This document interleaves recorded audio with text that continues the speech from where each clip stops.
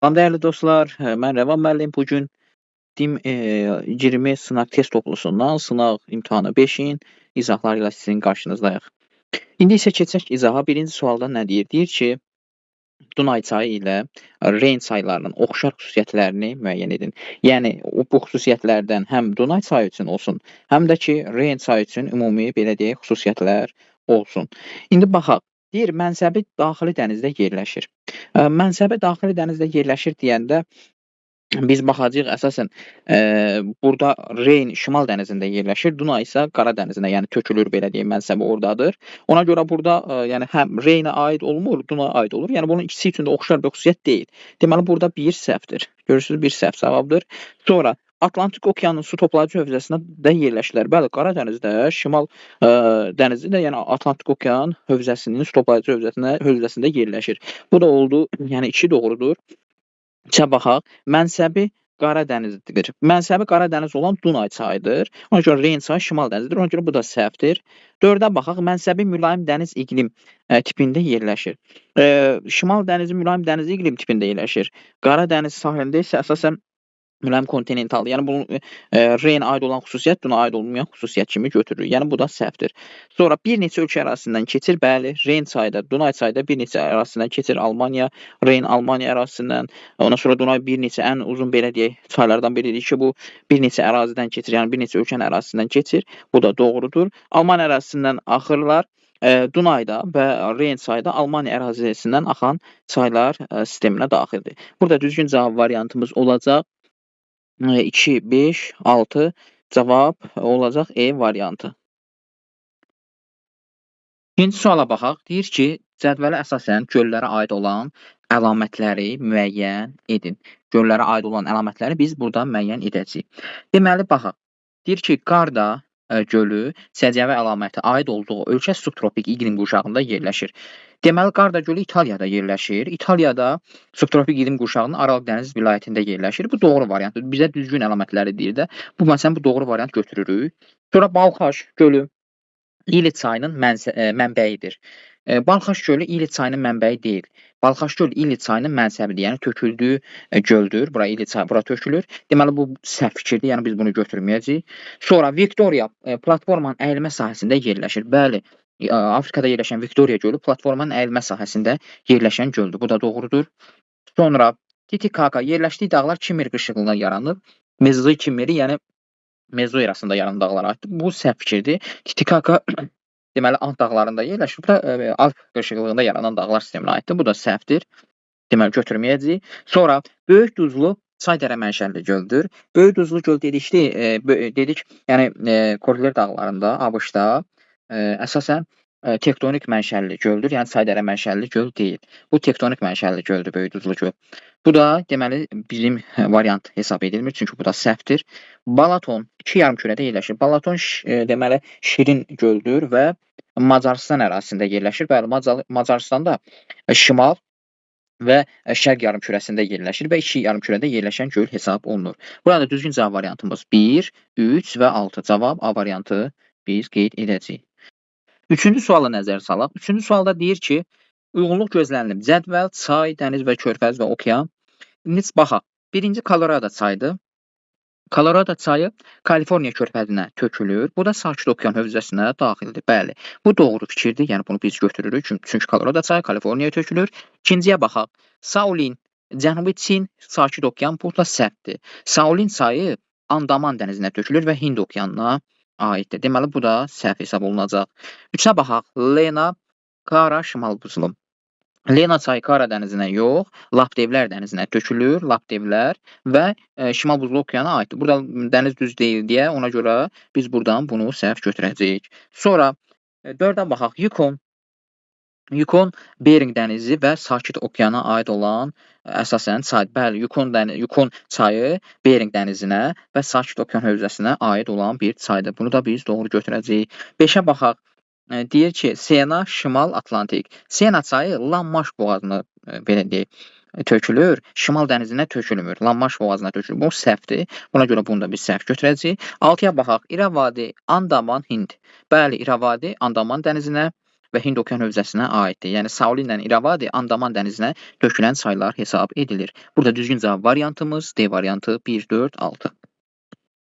Deməli, 4-cü suala nəzər salaq. 4-cü sualda deyir ki, iki okeanın su toplayıcı hövzəsinə aid olan yerləşən yarımadalar.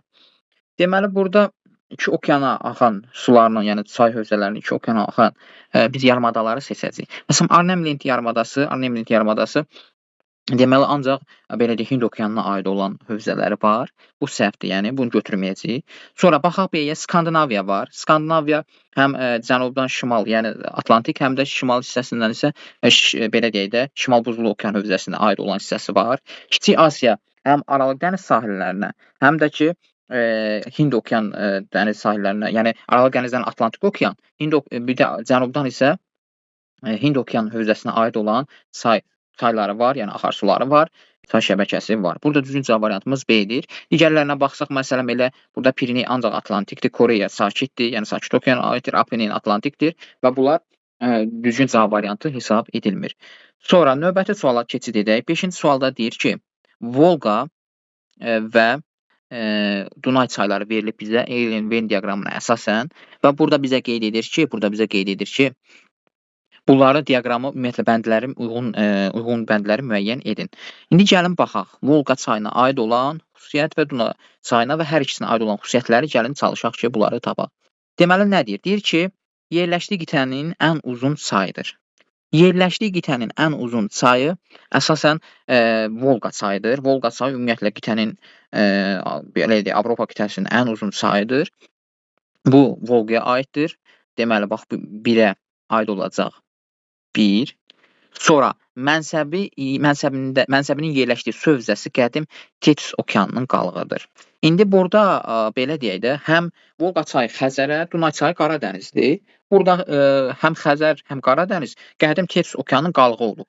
Ona görə bu hər ikisinin də aid olan xüsusiyyət kimi biz bunu götürəcəyik 2-ni. Sonra 3. Okeandan gələn gəmiləri yalnız kanallar vasitəsilə qəbul edir. Okeanla yəni əlaqə qurmaq üçün biz Azərbaycanın da həm şimal, həm də ki, belə deyək də, Atlantik okeana çıxışı üçün Volqa-Don kanalları var ki, məsələn, bu kanallar vasitəsilə bu çıxışı sağlaya bilir bu Volqa çayı. Ona görə bu 3 də aid olacaq, deməli, Volqaya. Sonra su toplayıcı hövzəsində cavan dağlar mövcuddur. Bəli, burada daha çox Volqa çayı düzənlik ərazilərdən axdığından, Dunay çayında isə cavan dağlar var ki, məsələn, burada biz Karpat dağlarını deyə bilərik ki, məsələn, bunlar cavan dağdır. Yəni ümumiyyətlə cavan su hövzəsi, yəni su toplayıcı hövzəsi cavan dağlıq ərazilərdən keçdiyi üçün Dunay çayı aid olan bir belə deyək də xüsusiyyət hesab edə bilərik. Yəni bura 2-yə 4-ü biz əlavə edə bilərik. Sonra 5-ə baxaq. Uzunluğu Yansı çayının uzunluğundan qısadır. Uzunluğu Yansı çayının uzunluğundan qısadır. Burada təbii ki, həm Volqa çayının da, həm Dunay çayı da Yansı çayının uzunluğundan qısa olacaq. Ona görə burada 2 həm 5-ə aid, 3-ə aiddir, yəni həm 2, həm 5, 3-ə aiddir. Sonra 6-ya baxaq, düşmə kəmiyyəti 500 metrdən çoxdur. Düşmə kəmiyyəti 500 metrdən, yenə deyirəm, dağlıq ərazilərdən keçdiyinə görə Dunay çayının düşmə kəmiyyəti 500 metrdən təbii ki, çox olacaq. Deməli, burada düzgün cavab variantımız olacaq E variantı. Növbəti suala keçid edək. Deyir, çay şəbəkəsinin orta sıxlığı bu qədər, hövzəsinin sahəsi bu qədər, həmin hövzədə olan çayın ümumi uzunluğunu hesablayaq. Yəni, bu tipli məsələlərdə əsasən düstura əsasən hesablanır. Yəni, çayın şəbəkəsinin sıxlığı onun qollarının onun sahəsinə olan nisbətidir. Yəni, uzunluq bölünsün sahə bərabərdir çay şəbəkəsinin sıxlığı. İndi burada biz bunu sahəsini qoyuruq yerinə 2200 belə deyək, kvadrat kilometr. Bu da x-dir. Bunu tənasüb qururuq və belə deyək də 0,8-i vururuq. Biz neçəyə? 2200 kvadrat kilometrə. O da eləyəcək 1760 kilometr kvadrat. Deməli, burada düzgün cavab variantımız A variantı olacaq. Necə hesabladıq? Yenə düsturdan hesabladıq. Çay şəbəkəsinin sıxlığı düsturu, çayın ümumi qollarının uzunluğu bölünsün onun sahəsinə bərabərdir. Bu sıxlıqdır. Sıxlıq. İndi burada sıxlığı bizə verib 0,8. Burada da sahəsini verib. Bu rəqəmləri qoyuruq yerinə və bu düstura əsasən hesablayıb. Burada x. Bunu çarpaz şəklində vuranda x də bərabərdir 1760 kilometr. Yəni çayın ümumi uzunluğunun həcmi 1760 kilometrdir. Sonra 7-ci suala biz keçid edək. Deyir ki, doğru ifadələri müəyyən edin. Doğru ifadələr, yəni doğru ifadələr hansılardır, yəni bunlardan? İndi isə gəlin baxaq, görək hansılardır bu doğru ifadələr deyəndə, bunlardan hansıları doğru ifadədir? Şimali Amerikada materiklərinin çayları 3 okean toplayıcı hövzəsində yerləşir. Bəli, Şimali Amerika çayları 3 okean hövzəsinə aiddir. Şimal buzlu, şimalda, yəni şimal buzlu, şərqdə Atlantik, qərbdə isə sakit. Yəni bu doğru fikirdir. Bu bizim düzgün fikrimizdir. Yəni bunu doğru ifadə kimi götürə bilərik. Sonra ikinci ifadəyə baxacağıq. İkinci ifadədə nə deyir? İkinci ifadədə deyir ki, çayın su sərfi ilə su səviyyəsi arasında əlaqə tərs mütənasibdir. Əslində tərs mütənasib deyil. Çayın su sərfi çox olarsa düz mütənasibdir. Yəni çayın su sərfi belə deyək, su sərfi ilə səviyyəsi arasında əlaqə tərs mütənasib deyil, düz mütənasibdir. Çünki çayın su sərfi də səviyyəsi artarsa, su sərfi də artarsa, səviyyəsi də artacaq. Yəni burada tərs mütənasib deyil, düz mütənasib hesab olunacaq. Sonra keçdik ikinci ifadəyə. Temza çayının səviyyəsi il boyu kəskin dəyişmir. Bəli, bu mülayim dəniz iqlim qurşağında yerləşdiyi üçün, burada il boyu rütubətli olduğu üçün bunlar arasında çox da səviyyə, belə deyək, fərqi hiss olunmur. Bu doğru fikirdir. Livingston şəlaləsi, deməli Livingston şəlaləsində yerləşən çayın su toplayıcı hövzəsi 3 yarımkürədə yerləşir. Livingston şəlaləsi əsasən Konqo çayı üzərində yerləşir və o ekvatoru kəsdiyi üçün şimal, cənub və şərq yarımkürəsində, yəni 3 yarımkürədə yerləşən, ümumiyyətlə onun su hövzəsinin 3 yarımkürədə yerləşən çay şəbəkəsidir. Bu da doğrudur.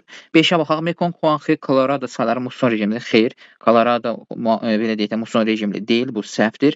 Lena, Petsora çayları mənsəblərində gecə və gündüzün növbələşməsi pozulmur. Lena, Petsora çayları mənsəblərində gecə-gündüz növbələşməsi pozulur. Çünki qütb ətrafı ərazidir. Bu da səhvdir. Deməli, burada düzgün cavab 1, 3, 4, cavab C variantı. Sonra 8-ci suala nəzər salaq. Burada da doğru ifadələrdən tapmağımızı bizdən istəyir. Deməli 8-də deyir. Azərbaycan ərazisində çaylar əsasən relyef vahidlərinə uyğun olaraq 3 qrupa bölünür. Azərbaycan ərazisində çaylar əsasən 3 qrupa, relyef vahidlərinə görə 3 qrupa bölünmür. Məsələn, Böyük Qafqazın şimal-şərq çayları, ondan sonra bir neçə qrupa bölünür. Yəni 3 qrupda deyil. Lənkəranın çayları, Abşeronun çayları bir neçə qrupu var. Ümumiyyətlə relyef xüsusiyyətlərinə görə, yəni 3 qrupa yox, bir neçə qrupa bölünür. Bu səhvdir. Deməli, palçıqlı sellər arid inundasiyon relyef formal malik olan ərazilərdə müşahidə olunur. Bəli, palçıqlı sellər arid quru ərazilərdə olur ki, bu sellər ümumiyyətlə yağışın çox olduğu ərazilərdə bu proses palçıqlı formada sellərin yaranmasına gətirib çıxardır. Bu quru ərazidən keçən çaylara aiddir. Sonra 3-ə baxaq. Deyir ki, Böyük Qafqazın şimal-şərq yamacında çayların əsasən qar və buzlaq suları ilə qidalanır. Bəli, Böyük Qafqazın şimal-şərqi hündür dağlıq dağlardan gəlir və bunlar da qar və buzlaq suları ilə qidalanırlar. Bunlar da doğru fikirdir. Sonra 4. Kiçik Qafqaz tektonik zonasında keçən çayların hamısı tranzit çaylardır. Xeyr, Kiçik Qafqaz tektonik zonasından keçən bir çox çaylar tranzitdir, ancaq hamısı tranzit çay deyil. Bu, yəni düzgün fikir deyil. Sonra Abşeron, Qobustanın çayları quruyan çaylardır. Bəli, yay vaxtı mənsəbinə çatmayan kör çaylarda hesab olunurlar. Bu doğrudur. Sonra Talış dağının çaylarının düşməsi Adraç çayının sol qollarının düşməsindən çoxdur. Araz çayının sol qolunun düşməsindən xeyr, çox deyil, azdır. Talış dağlarının hündürlükləri az. Naxçıvanda olan hündür dağlıq hissələrinin belə deyək, səviyyəsi isə, hündür dağlıq hissələrinin səviyyəsi isə Talışdan çox olduğu üçün, yəni bu düşmə orada çox deyil, əslində Talışda azdır, Araz çayının sol qollarının düşməsindən. Deməli, bu da səhvdir. Burada düzgün cavab olacaq 2, 3, 5 A variantı. Doğrusu 9-cu suala baxaq. Burada 9-cu sualda deyir ki, su anbarları inzibati rayonlar. Deyir ki, bunlardan hansı bura uyğundur? Deməli, Arpaçay Şahbuzda, Varvara Samuqda, yox, Biləkçay Lənkəranda, Masalıdadır, Yenikənd Şəmkirdə, Sərsəng Laçında. Bax, bunlar səhvdir. Adından bunlar səhvdir. Varvara səhvdir. Arpaçay da ümumiyyətlə Şahbuzda deyil. Burada bax, Yenikənd su anbarı Şəmkir rayonu ərazisində yerləşir. Yenikənd su anbarı Şəmkir rayonu ərazisində yerləşir. Bu da belə deyək, əsasən xəritə biliklərinə əsaslanan bir sualdır. və faktoloji biliyə əsaslanan suallardan biridir. 10-cu suala biz nəzər yetirək. Burada deyir ki, Afrika materikində yerləşən çay və göllərin üçün səciyyəvi əlaməti müəyyən edin. Gəlin görək bu hansı əlamətləri var.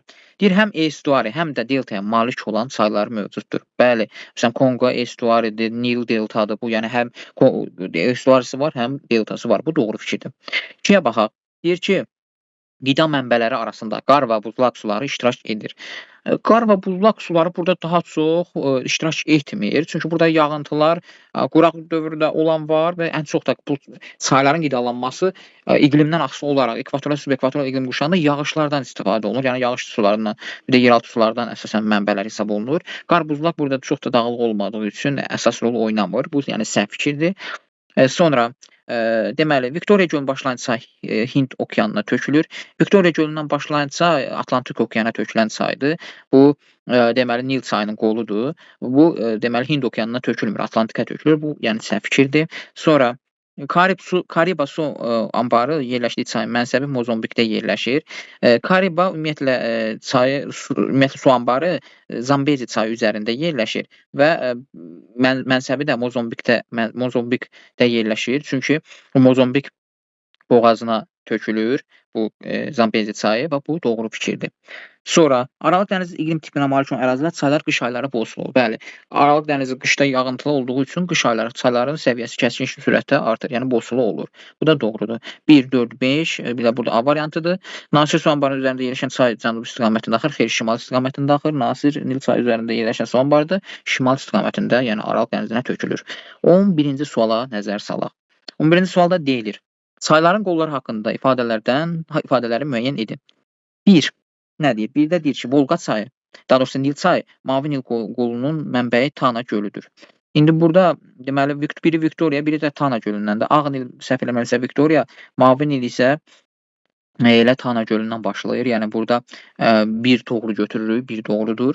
Sonra Volqa çayı Kama qolu Ural dağlarının şərq yamacından başlayır. Xeyr, Ural dağlarının şərq yamacından başlamır. Biraz cənubdan başlayır bu, yəni bu səhvdir. Mississippi çayının Ohio qolu Appalachia dağlarından başlayır. Mississippi çayının Ohio qolu Appalachia dağlarından, bəli, şimal-şərq istiqamətindən gəlir. Mississippinin əsas çayına qoşulur. Bu doğru fikirdir. Appalachia dağlarından başlayır. Sonra 4-cü ifadəyə fikir verək. 4-cü ifadədə deyir ki, San Francisco çayı Amazon çayının sağ qoludur. Deməli, San Francisco çayı xeyr, Amazon çayının hövzəsinə aid olmayan bir çaydır. Yəni bu səhv fikirdir. Konqo çayının bütün qolları ekvatorial iqlim qurşağında yerləşir. Xeyr, subekvatorialda da yerləşən qolları var. Bu da səhvdir. Ankara çayı Baykal gölündən başlayaraq Yenisey çayına tökülür. Bəli, bu doğru ifadədir. Deməli, burada düzgün cavab variantımız 1, 3, bir də 6. Düzgün cavab variantımız 11-də Y variantı. Sonra 12. Eroziya bazası, yəni eyni dəniz olan çaylar. Eroziya bazası, yəni eyni dənizə tökülən çaylar burada hansılardır? Biz bunu tapmalıyıq. İndi isə baxaq. Deməli, burada Don çayı, deməli Azov dənizinə. Burada məsələn 2 Oder, məsələn Visla götürə bilərik burada. Oder, Visla, bir də Neva çayları. Oder, Visla Baltik dənizinə tökülür. Oder, Visla və bu çaylar əsasən bura tökülür. Düzgün cavab variantımız bu ümumiyyətlə Aralıq dəniz sahillərində yerləşir. Aralıq dəniz sahillərində tökülür. Bu səhvdir. Don Azov dənizinə tökülür. Oder, Neva, bir də Visla eyni dəniz hövzəsinə tökülən çaylar hesab edilir. Burada düzgün cavab variantımız 2, 3, 4. Cavab 12-də B variantı. 13-cü suala fikir verək. Deyir ki, sakit, Atlantik, Hind, Şimal buzlu okeanlarına aid olan coğrafi obyektləri müvafiq ardıcıllıqla müəyyən edin. İndi burada bunlara aid olan biz obyektləri müəyyən etməliyik. İndi isə bu obyektləri müəyyən edək. Məsələn, sakit, Alyaska körfəzi sakitə aiddir. Bu doğrudur. Atlantik, Liguriya dənizi, Aralıq dəniz sahilində yerləşən dənizdir. Bu da Atlantika uyğun gəlir. Deməli, Skotra adası Hind okeanında yerləşən adadır. Bu da doğrudur. Şimal Buzlu Okeana aid olan deyir. Şimal Buzlu Okeana Viktoriya adası Kanadanın şimalında, yəni Şimali Amerikanın şimal hissəsində yerləşir Viktoriya adası və Şimal Buzlu Okeana aid olan belə deyək obyekt götürə bilərik. Burada da elə olacaq A variantı, yəni bir Sakit Okean Alyaska, Atlantik Liguriya, Hind Skotiya, Şimal Buzlu isə Viktoriya adasına aiddir. Burada elə düzgün cavab variantı A variantıdır. Digər variantlara baxmıram. 14-cü suala baxaq. 14-cü sualda qeyd edilir ki, xəritə sxemə əsasən doğru olmayan bəndi müəyyən edin. Doğru olmayan bəndi deyir. Yəni düzgün olmayan bəndi biz müəyyən etməliyik. Deməli, burada fikir verək. Mülayim işıqlanma qurşağında yerləşirlər. Bu çaylar mülayim işıqlanma qurşağında 1, deməli 3, bir də 4. 1, 3, 4. Baxaq 1 buradadır. Sonra 3 buradadır, sonra 4 buradadır. Yəni bunlar deyir ki, bunlar ümumiyyətlə mülayim işıqlanma qurşağında yerləşirlər. Bəli, çünki 66 en dairəsindən cənubdadırlar. Bunlar mülayim iqlim qurşağında yerləşir. Bu da doğrudur. Doğrudursa deməli bizim doğru cavabları yox, səhv cavabları axtarmalıyıq. Sonra 2-yə baxaq. Mənsəbləri mülayim dəniz iqlim tipindədir. Mülayim dəniz 1, 3, yox 1-ə ilə buradan baxaq, 1-də görürük ki, mənsəbi elə subtropik iqlimdədir, subtropikin aralığıdır. Yəni elə bir səhvdir burada. Yəni bu ikinci fikirdə burada nədir? Səhv fikirdir. Yəni bizim götürdüyümüz, yəni doğru olmayan bənd kimi biz 2-ni götürə bilərik. Sonra 3-ə baxaq. Yerləşdiyi ərazilər cavan platformadır. 3, 4, bir də ki, burada hardadır? 6. 3, 4, 6. Bunların çoxu qədim platformadır. 3, 4-dür, 6-dır. Bunlar yerləşdiyi ərazilər cavan platforma deyil. Yəni bu doğru cavab deyil də, səhv cavabdır. Ona görə biz səhvləri götürürük deyə 3-ü də biz götürəcəyik. Deməli 3-ü də götürdük. Sonra 1, 5, 6 tranzit çayları hesab olunur. 1, məsələn Portuqaliya, İspaniya 5, 6. Burada yəni bu doğru fikirdir. Niyə? Çünki bunlar bəli tranzit çaylardır. Bir neçə ərazilərdən keçən çaylar hesab olunur. Yəni 4 də düzdür. Bizə də düz cavab lazım deyil. Bir də 6-ya baxaq vaxt itirmədən. Deyir ki, 3, 4, 6 daxili dənizlərə tökülür. 3, 4, 6. Burada fikir verin. Burada şimal dənizi daxili dəniz deyil, kənar dənizdir. Ona görə bu səhv fikir deyil burada. Yəni bunları götürəcəyik. Deməli burada olacaq. Deməli bunlar səhv oldu. Oldu 2, 3, bir də 6. Cavab D variantı. 15-ci suala nəzər yetirək. Deyir ki, burada ardıcıllığın pozulduğu sıranı müəyyən edin. Deməli, Qarda gölü İtaliya ərazisində yerləşir. Mənşəyi vulkanik deyil. Belə deyək, uçqun bənd mənşəli. Yəni belə deyək də, uçqun mənşəli göldür. Bu səhvdir. Yəni burada biz səhvi götürəcəyik, pozulub.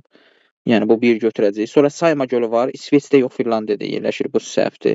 Bu 2-ni götürəcəyik yenə. Sonra Tanganika gölü Tanzaniya tektonik qrabendə yerləşir. Bu düzdür. Yəni bu bizim düzgün cavab variantımızdır. Bunu götürməyəcəyik. İssik-Kul Tacikistanda tektonik mənşəlidir. İssik-Kul Qırğızistan ərazisində yerləşir. Tacikistanda yerləşmir. Deməli 4 də səhvdir. 5-ə baxaq. Winnipeg gölü ABŞ-da yerləşir və buzlaq tektonikdir. Xeyr, Winnipeg Kanadada yerləşir. Buzlaq mənşəli göl hesab edilir. Deməli, burada düzgün cavab variantımız elə 1, 2, 4, 5. B variantı olacaq. Növbəti suala baxaq. Doğru olmayan ifadələri müəyyən edin. Yəni doğru olmayan. Beton örtüklü fəaliyyət göstərən suvarma kanalları quru iqlim şəraitində şoranlaşmanın yaranmasına səbəb olur. Beton örtüksüz, yəni betonda yəni hər hansı bir beton, yəni kanallarda beton olmur və yəni beton örtük olmur.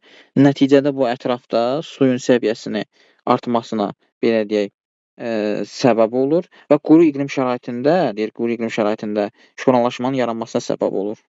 Doğru olmayan deyir də, bəli, bu doğrudur. Yəni biz doğru fikri biz bir də görürük. Bizə isə doğru olmayanı deyir. Bizdən isə doğru olmayanı istəyir ki, yəni bu doğru deyil. Yəni bu bizim üçün düzgün variant, yəni variant seçimində istifadə etməyəcəyik. Bəli, beton örtük olmayanda bu şoranlaşmaya səbəb olur. 2-yə baxaq. Bataqlıq quru sahənin 30%-dən çox hissəsini tutur. Əslində quru sahənin çox hissəsini tutmur, 30%-dən az hissəsini tutur bataqlıq. Yəni bu doğru olmayan ifadədir. Yəni bunu götürə bilərik. Skandinaviya dağları qar xəttinin mütləq Alp dağlarından daha çoxdur. Xeyr, daha aşağıda. Yəni ad dağlarından daha aşağıdır qara xəttin hündürlüyü. Sonra 4. Vasyugan bataqlığı Orta Sibir yaylasında yerləşir. Orta Sibir Vasyugan bataqlığı əsasən Qərbi Sibir ovalığında yerləşən bir bataqlıqdır. Bu da, yəni bu səhv fikirdir. Bunu da biz götürə bilərik.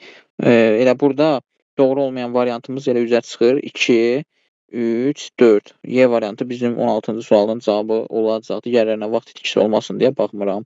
Sonra 17-ci suala baxaq. Xəritə sxemdə əsasən coğrafi obyektlərin adlarının düzgün verildiyi müəyyən edin. Xəritədə burada da adları verilib. İndi baxaq bunlara. Məsələn, burada 1 var. 1 hardadır? 1, bax, burada Riga olacaq. Deməli, Riga körfəzi. Varmı burada 1 Riga? Görürsünüz burada, bax, 1 Riga. Sonra 2-yə baxaq. 2, bax, bura oldu Riga. Bura oldu Fin. Bura oldu Botnik. Deməli, burada var Fin, 1 Riga, 2 Fin. Burada da 2 səhvdir, burada Fin düzdür. Sonra burada Fin, sonra 3 Botnik. Burada da var, fikir verin. Sonra 4, bax, burada qərbdə Kola yarımadası şərqində olacaq Ağdəniz. 6, sonra 4 oldu Ağdəniz. Bax, 4 Ağdəniz. Burada Barents dənizi yox, bu səhvdir. Sonra 5 Skagerrak boğazı. 5, bəli, Skagerrak. Sonra burada 7 Jutlandiya. Sonra fikir verin, Jutlandiya.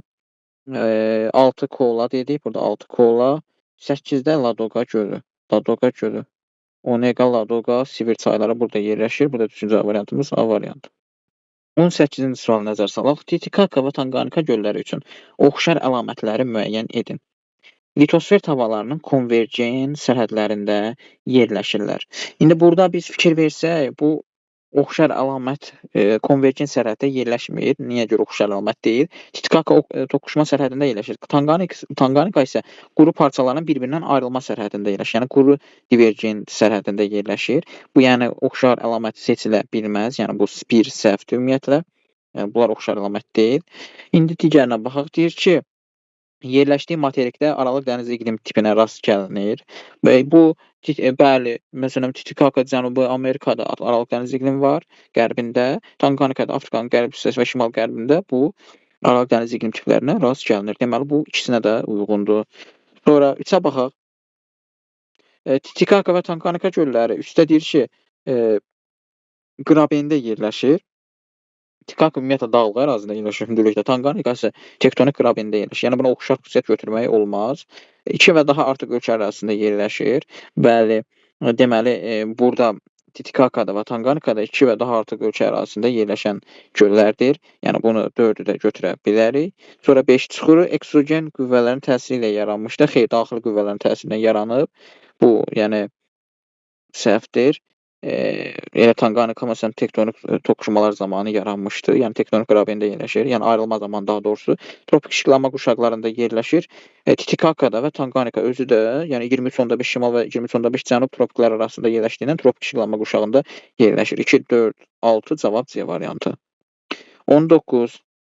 Doğru ifadələri müəyyən edin. Qara, Baltik, Azov dənizləri qış aylarında donmaya məruz qalır. İndi burada Qara dənizin, Baltik dənizin, Azov dənizin qış ayları donması ilə bağlı ifadə var. Burada deməli bu doğru ifadədir. Çünki niyə? Qara dənizdir, Baltik dənizidir. Qış ayları Arktik hava kütlələrinin təsiri nəticəsində donmaya məruz qalırlar. Burada məsələn donmayan Şimal və Barents dənizləridir. Bunlar isti okean cəryanlarının təsiri ilə olur. Yəni bu doğru ifadədir. Bunu götürə bilərik 19-da. Sonra Amudərya, Sırdərya çayları qış ayları qoğusul olur. Xeyr, yayda qoğusul olur. Çünki yüksək dağlıq ərazilərdən başlayır. Bu səhv ifadədir. Yəni bunlar doğru deyil. Sonra deməli deyir ki, Parana çayı bəzi qolları ağac axıdılmasında, Parana çayı və bəzi qolları ağac axıdılmasında istifadə edilir. Sonra Müqəddəs Lavrenti və Zambezi çaylarının keçid iqlim qurşaqlarında yerləşir. Bu doğru ifadə deyil. Sonra burada 5-ə baxaq. Volqa, Don, Peçora və Salin çayları qış aylarında donmaya məruz qalırlar. Volqa, Don Petrora donur, ancaq sahilin donmur. Çünki tropik qurşaqda yerləşir. İl boyu orta temperatur izotərmiya 20 dərəcədən yuxarıdan keçir. Yəni bu sahilin donmadığı üçün bu səhv fikirdir. Burada elə Sayman, Venerin gölləri, Michigan gölləri ilə eyni iqlim qurşağında yerləşirlər. Yəni Sayman, Venerin gölləri mülayimdə yerləşirlər və Michiganda mülayim iqlim qurşağında yerləşdiyi üçün bura doğru cavab hesab olunacaq. 1, 3, 6 götürəcəyik. Parana çayı bəzi qolları çay axıdılmasında istifadə edilə bilir. Cavab D variantı.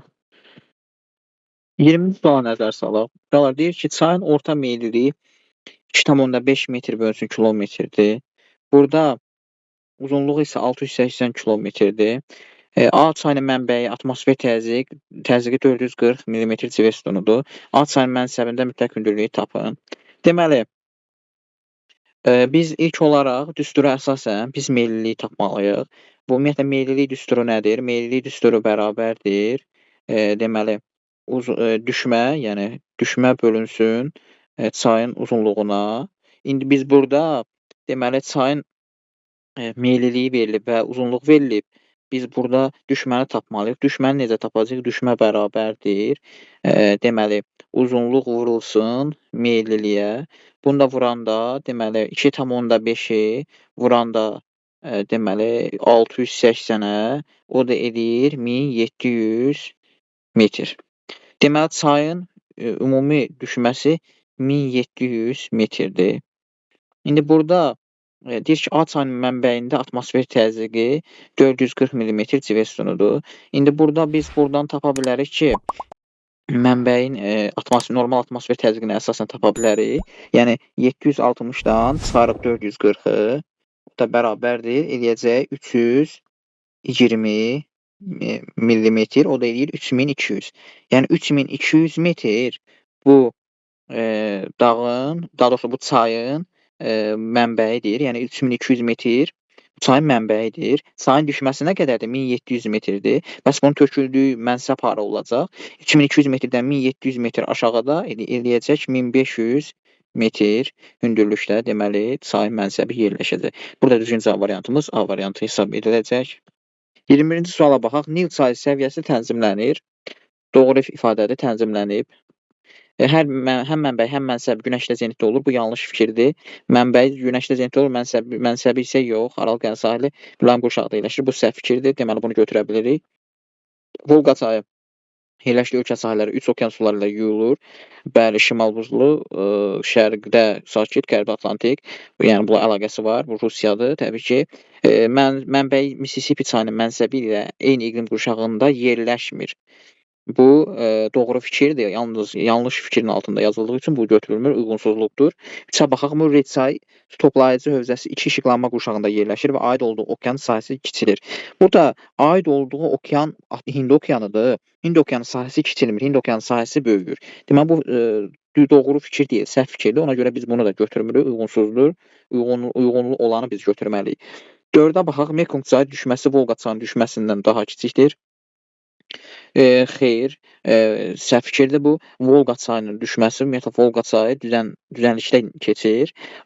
Mekong çayı isə hündür dağlıq ərazidən keçir. Yəni Mekong çayının düşməsi Volqadan çoxdur. Yəni Volqanın düşməsi xeyr. Yəni Volqa çayının düşməsi Mekong çayının düşməsindən kiçikdir. Ona görə bu səhv fikir olduğu üçün biz bunu götürmürük. Yəni doğru fikrin altına yanlış fikir verilib. 5-ə baxaq. Deyir ki, Kolumbiya çayı Yukon çayı ilə eyni okean hövzəsinə aiddir. Deməli, Kolumbiya çayı və Yukon çayıdır. Deyir ki, bu eyni okean hövzəsinə aiddir. Burada Kolumbiya çayı əsasən sakit okeandır. Yukon çayı da əsasən sakit okeana tökülür. Bu doğru fikirdir. Dib eroziya təsiri nəticəsində yaranan relief formalarına rast gəlinmir.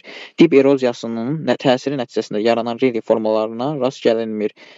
Əslində bu yanlış fikirdir. Yəni rast gəlinir. Dib eroziya təsiri nəticəsində yaranan relief formalarına rast gəlinir. Burada Kolumbiyada. Çünki dağlıq çaydır və dağlıq ərazilərdə dib eroziyası üstünlük təşkil edir deyə rast gəlinir. Burada isə gəlinmir deyir. Bu səhvdir. Yəni bunu biz götürə bilərik. Bir də 6-ya baxaq. Lena çayı şimal buzlu okean hövzəsinə aiddir. Bu doğrudur. Mənsəbi Amur çayının mənsəbi ilə eyni okeanda yerləşir. Deyir mənsəbi Amur çayının mənsəbi ilə eyni okeanda. Xeyr, Lena şimal buzlu, Amur isə sakit okeanda yerləşir mənsəbi. Ona görə bu səhv fikirdir. Bu da səhvin altında yazıldığından bu da doğrudur. 1, 5, 6 burada düzgün variant hesab ediləcək. 22-də deyir ki, eroziya bazisi okean səviyyəsindən yüksək olan çaylar, eroziya bazisi belə deyək də, okean səviyyəsindən aşağı olan çaylar. Ümumiyyətlə biz burada eroziya bazisi yuxarı olan çaylara, bax məsələn burada qeyd edəcəyik Kürdü, Samur çaylarıdır. Daha çox Xəzərə tökülən çaylar eroziya bazisi okean səviyyəsindən aşağıda olur və burada olacaq deməli elə 2-yə BY götürəcəyik, 2-yə BY.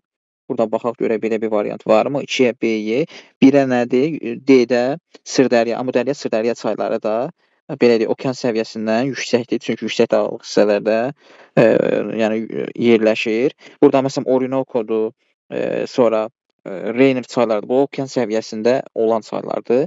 Eroziya bazisi okean səviyyəsindən aşağıda olan Kür, Samur, deməli, ondan yuxarıda olan isə Mərkəzi Asiya çaylarıdır, Sırdərya, Amudərya çayları. Yəni burada 1D, 2B-Y. Düzgün cavab variantımız burada D variantı hesab ediləcək. Deməli 22 D variantı. 23-ə baxaq. Amazon çayını üçün doğru olmayan ifadəni müəyyən edin.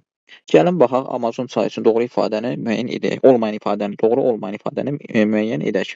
Deyir ki, uzunluğu Ukalə və Marayanyon çaylarının bir-birinə qovuşduğu ərazidə hesablanır. Uzunluğu bəli, əsas Ukalə və Marayanyon çaylarının birləşdiyi hissədən qovuşduğu ərazidən hesablanır. Bu doğrudur. Doğru olmayan istəyir bizdən. Sonra səviyyəsi il boyu kəskin dəyişmir. Bəli, ekvatorial iqlim qurşağıda yerləşdiyi üçün burada səviyyəsi il boyu kəskin şəkildə dəyişmir. Bizə doğru olmayan deyir, bu doğrudur. Yalnız bir ölkə ərazisindən axır. Bu səhv fikirdir. Amazon çayı burada bir neçə ölkə ərazisindən axır. Yəni bu doğru olmayan ifadədir. Bunu götürürük. Sonra axdığı ərazidə kimyəvi aşınma üstünlük təşkil edir. Bu doğru ifadədir. Bəli, yağıntı il boyu rütubətli hava burada deməli kimyəvi aşınmanın üstün olmasına səbəb olur. 5-ci sualda, 5-ci ifadədə yerləşdiyi materikdə mülayim musson iqlim tipinə rast gəlinir. Xeyr, mülayim musson iqlim tipi burada rast gəlinmir. Yəni bu səhv fikirdir, doğru olmayan fikirdir. Bu yerləşdiyi materikdə Cənubi Amerikadır təbii ki. Cənubi Amerikanın musson iqlim tipi burada yoxdur, dəniz iqlim tipi var. 6-da mənsəbinin yerləşdiyi sahillərdən soyuq okean cəryanları keçir. Mənsəbin yerləşdiyi sahillərdə soyuq okean cəryanı keçmir. Əslən, materikin şərq istiqamətinə axdığından, şərq istiqamətində isti cəryanlar var, soyuq cəryanlar qərbdədir. Ona görə bu da səhv fikirdir. Burada düzgün cavab variantımız olur elə 3, 5, bir də 6-cı ifadələr doğru olmayan ifadələr sırasına daxildir. Sonra 24-cü suala nəzər salaq. 24-cü sualda deyir ki, doğru ifadələr müəyyən edin. Artıq burada doğru ifadələr deyir. Quraq iqlim şəraitinə malik olan ərazidə axan çaylar sel təhlükəsi mövcud deyil. Niyə? Mövcuddur. Bu doğru ifadə deyil. Niyə? Çünki quraq iqlimdən daha çox yağıntılı dövrdə bu quraq iqlimdə hətta palçıqlı sellərin də müşahidə olunduğu bilinir. Ona görə yəni sel təhlükəsi mövcud olur, quraq iqlimi olsa da. Yəni müvəqqəti akarsular buna şərait yarada bilir. Deməli burada 1 doğru ifadə deyil. 2-yə baxaq. Viktoriya, Ontaryon göllərindən başlayan çaylar eyni okeana tökülür. Viktoriya gölü də deməli Nil çayı Atlantik, Ontaryon gölü də elə demək müqəddəs Lavrenti çayı, bu da Atlantika. Yəni Viktoriyada və Ontaryon göllərindən başlayan çaylar da Atlantik okeana tökülür. Yəni bu doğru ifadədir. 3-ə baxaq. Dünya okeanının formalaşan dağlar həm endogen, həm də eksogen qüvvənin təsiri ilə yaranır. Bəli, ümumiyyətlə dünya okeanında ən başlıca olaraq endogen proseslər, sonrakı dövrlərdə isə eksogen qüvvələrin təsiri ilə belə deyək, formalaşmışdır. Yəni bu doğru ifadədir. Sonra Aralıq dənizinin orta duzluluğu Oxot dənizinin orta duzluluğundan daha azdır.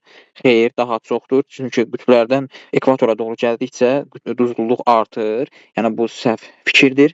Sonra Şərqi Avropa çaylarının dərələri genişdir, kəmçisi üçün yararlıdır. Bəli, çünki Şərqi Avropa düzən relyef forması olduğu üçün yan eroziya və geniş çay şəbəkəsi, yəni geniş belə deyək, çay dərələrinə malikdir. Bu da gəmiçilik üçün yararlıdır. Bu doğru ifadədir. Elton Baskunçak gölləri müxtəlif materiklərdə yerləşir. Xeyr, Elton Baskunçak ümumiyyətlə Avrasiya materikində yerləşir. Bu səhv ifadədir. Burada düzgün cavab variantımız olacaq 2, 3, 5. 25-ci suala baxaq. Deyir ki, eyni iqlim qurşağında yerləşən adaları müəyyən edin. Deməli, burada var Aleut, Kuril, Shikoku, İslandiya, Devon və Newfoundland var. Aleut, Kuril, bunların hər ikisi deməli, aiddir mülayim iqlim qurşağına. Shikoku subtropikin musson iqlim qurşağına aiddir. İslandiya deməli, subarktik iqlim qurşağına aiddir. Devon Kanada Arktik arxipelağında yerləşən arktik iqlim qurşağına aiddir. Newfoundland isə yenə də mülayim iqlim qurşağına aiddir. Deməli, burada eyni iqlim qurşağında yerləşən adalar olacaq Aleut, sonra Kuril, sonra Newfoundland. Burada 1, 2, 6 düzgün cavab variantımız hesab olunacaq.